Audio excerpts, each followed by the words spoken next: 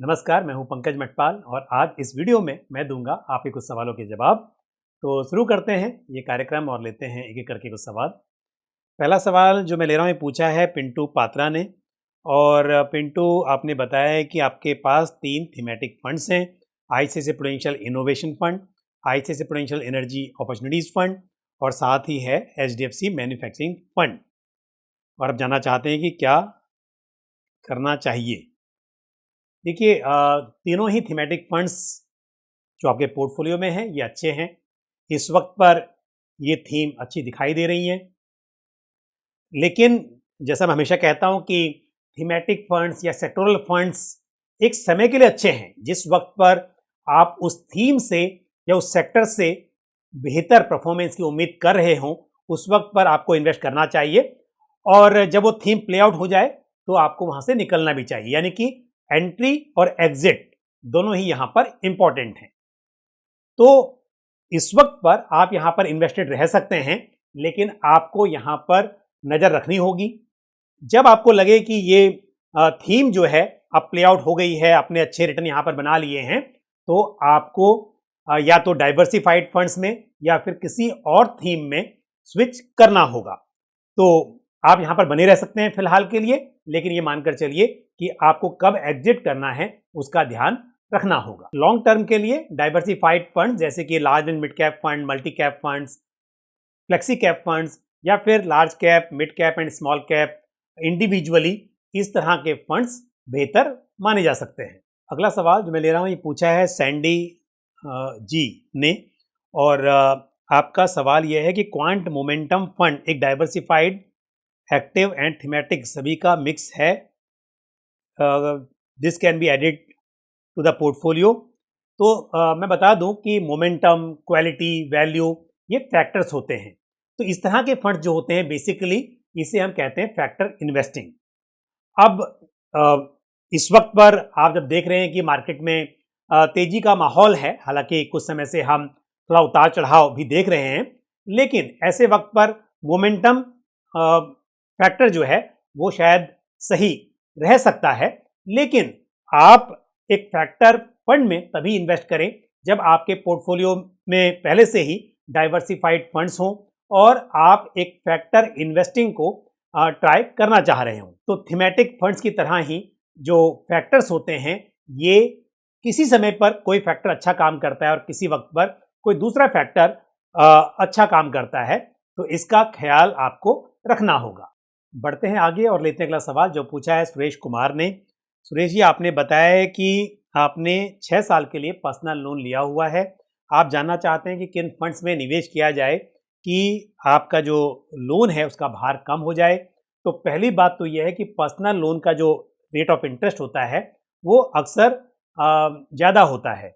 तो ऐसे में इन्वेस्ट करने के बजाय मेरी सलाह ये होगी कि आपका जो भी पैसा बचता है मंथली इनकम में से, आप उसे लोन रीपे करने में यूज करें। यानी कि आप रेगुलरली लोन रीपे करते रहें। और यदि आपके लोन में फोरक्लोजर का ऑप्शन नहीं है, यानी कि आप समय से पहले लोन को रीपे नहीं कर सकते, तो आपको ईएमआई तो जैसे है वैसे ही पे करनी होगी। लेकिन आपके पास जो पैसे बचते हैं आपकी इनकम में से, आप diversified large and mid cap fund में इन्वेस्ट करें और ताकि कुछ समय में आपके पास अच्छा पैसा इकट्ठा हो सके और जो प्रॉफिट होगा उसे आप ये मान के चल सकते हैं कि जो आपने इंटरेस्ट भरा है लोन का उसकी भरपाई हो जाएगी। और इसके लिए आप ICICI Prudential large and mid cap fund या Motilal Oswal large and mid cap fund को कंसिडर कर सकते हैं। अगला सवाल जो मैं ले रहा हूं ये पूछा है एसएस यादव ने। और यादव जी, आपने बताया कि आपके पोर्टफोलियो में है UTI Nifty 50 fund, PPF public provident fund की बात कर रहे हैं या फिर पराग पारिक फ्लेक्सी कैप फंड की बात कर रहे हैं, तो ये थोड़ा आप बताइए। और एसबीआई स्मॉल कैप फंड, साथ में आपने बताया कि आपके वाइफ के नाम से दोनों का मिक्स पोर्टफोलियो है, यानी कि दोनों आप मिलकर इन्वेस्ट कर रहे हैं। और अब आपने कहा है कि आप जेएम फ्लेक्सी कैप फंड में इन्वेस्ट करना चाहते हैं, 10 साल का नजरिया है। तो जेएम फ्लेक्सी कैप फंड अच्छा फंड है, लेकिन ये जो फ्लेक्सी कैप फंड्स होते हैं इन्हें फंड मैनेजर्स अपने हिसाब से मैनेज करते हैं। यानी कि जो एलोकेशन है वो कितना लार्ज कैप में, कितना मिड कैप में और कितना स्मॉल कैप में होना है, ये फंड मैनेजर्स अपने हिसाब से समय समय पर तय करते हैं। और यदि बात की जाए जेएम फ्लेक्सी कैप फंड की, तो इसका allocation large cap, mid cap और स्मॉल कैप तीनों में है और फंड की परफॉर्मेंस अच्छी रही है।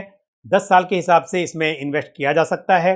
लेकिन यदि आप स्मॉल कैप का एक्सपोजर कम चाहते हैं, एक लार्ज कैप बायस्ड पोर्टफोलियो चाहते हैं, तो फिर ऐसे में Nippon India flexi cap fund consider किया जा सकता है।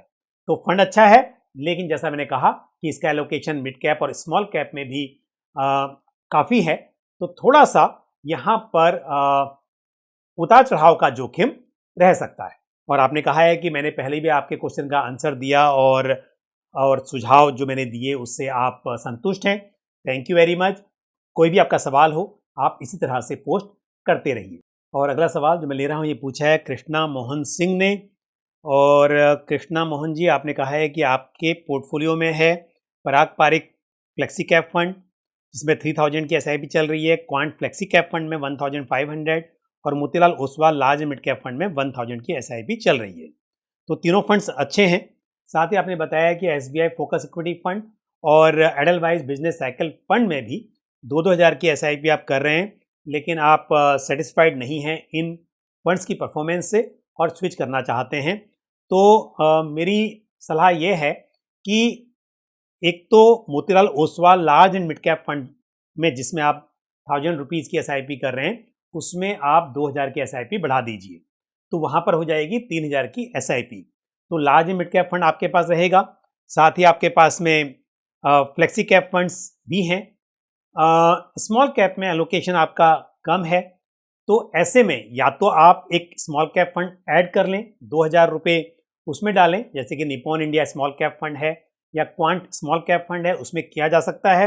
लेकिन इस वक्त पर एक बात ध्यान रहे कि स्मॉल कैप फंड्स में जोखिम अधिक दिखाई दे रहा है, तो आप ये भी कर सकते हैं कि आप एक मल्टी कैप फंड ऐड कर लें और मल्टी कैप के जरिए आप स्मॉल कैप का एक्सपोजर ले लें, तो लॉन्ग टर्म के लिए वो भी सही रहेगा। मल्टी कैप के लिए आप कोटक मल्टी कैप फंड या ICICI prudential multi cap fund को चुन सकते हैं। अब लेते हैं आज आखिरी सवाल जो पूछा है सुजीत ने। और सुजीत जी, आप जानना चाहते हैं कि एचडीएफसी मल्टी कैप फंड में लमसम इन्वेस्ट करना कैसा रहेगा। तो एचडीएफसी मल्टी कैप फंड अच्छा फंड है, लेकिन ये वक्त मल्टी कैप फंड्स में लमसम इन्वेस्ट करने का नहीं है। इस वक्त पर यदि लमसम इन्वेस्ट करना है तो आपको फ्लेक्सी कैप फंड या लार्ज कैप फंड्स में करना चाहिए। यदि आप एसआईपी करना चाहें तो बेशक इस फंड में आप एसआईपी कर सकते हैं। तो आज मैंने इस वीडियो में कुछ प्रश्नों के उत्तर दिए और मुझे उम्मीद है ये जानकारी आपको पसंद आई होगी। यदि आपका कोई भी सवाल या सुझाव हो तो आप कमेंट बॉक्स में पोस्ट कर सकते हैं। आज के लिए बस इतना ही। मुझे दीजिए इजाज़त। अगले वीडियो में फिर किसी इंपॉर्टेंट टॉपिक के साथ या फिर आपके सवालों के जवाब के साथ आपसे मुलाकात होगी। Thank you. जय हिंद। म्यूचुअल फंड निवेश बाजार जोखिमों के अधीन है। योजना से संबंधित सभी दस्तावेजों को ध्यान से पढ़ें।